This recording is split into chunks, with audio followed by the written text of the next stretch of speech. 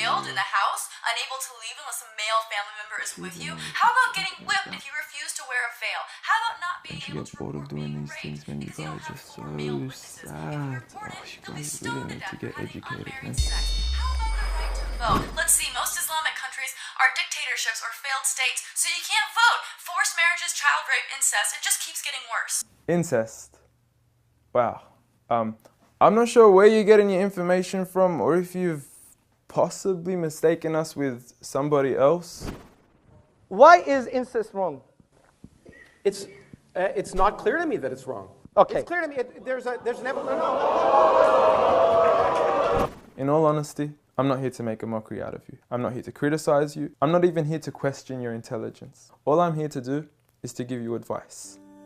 As someone who sincerely wishes the best for you and wishes the best for all of humanity, as a Muslim should be. The first advice I give to you is, please, if you want to talk about Islam, know what you're talking about. Don't be talking about some random news topic that has nothing to do with Islam. If you want to judge Islam, judge it for what's in here and on the Prophet Muhammad, peace be upon him.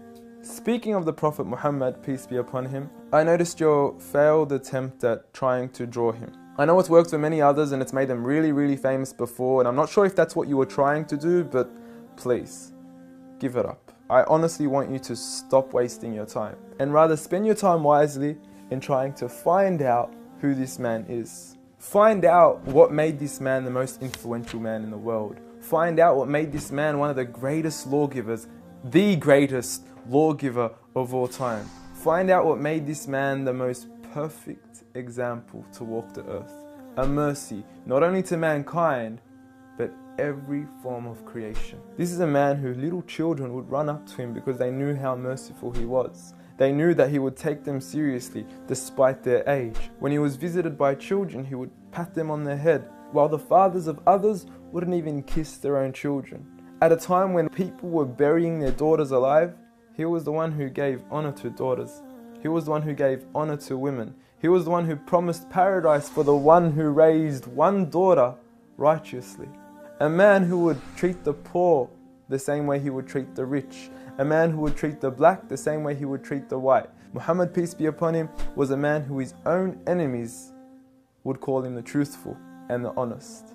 A man, when his enemies would look at him in the eye, they would say, this is not the face of a liar. Even to this day, some of his worst enemies have become the most noble of his supporters after realizing that he was a man of truth. Find out why we love him. Find out why some of the companions were ready to die for him. I don't say this lightly, I mean they actually threw themselves at arrows whenever the enemies would try to assassinate Muhammad, peace be upon him. I ask you to read into the story of a companion by the name of Khubayb, may God be pleased with him, when he was crucified and tortured. And the one who was torturing him would say to him, "O Khubayb, wouldn't you rather that Muhammad, peace be upon him, be in your shoes right here, and you be in the comfort of your own family in your own home?"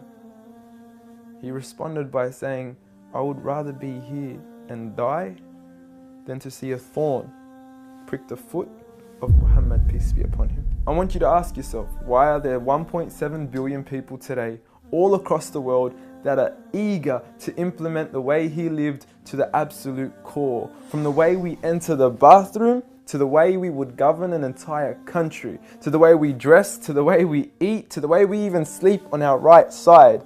We follow him to the absolute core. So I suggest you stop wasting your time in attacking the man that you cannot faze at all. If God, the creator of the heavens and the earth and everything in between, the one and only, has honored him, who are we to even try to dishonor him? If you don't understand what I'm trying to say, let me give you a quick experiment. What I want you to do is to walk outside tonight. Look at the brightness of the moon and go ahead and spit at it. And see what your spit does to the moon. The same way that your spit doesn't affect the brightness of the moon. The same way that your spit doesn't even reach the moon. The same way that your spit doesn't even faze the moon, is exactly what you're doing when you even try to attempt to dishonor Muhammad, peace be upon him. And if anything, when you do try to spit at the moon, you're only harming yourself. So please, stop what you're doing, stop wasting your time, and try to find out who he really was for your own benefit. Seek my advice. We want the best for you.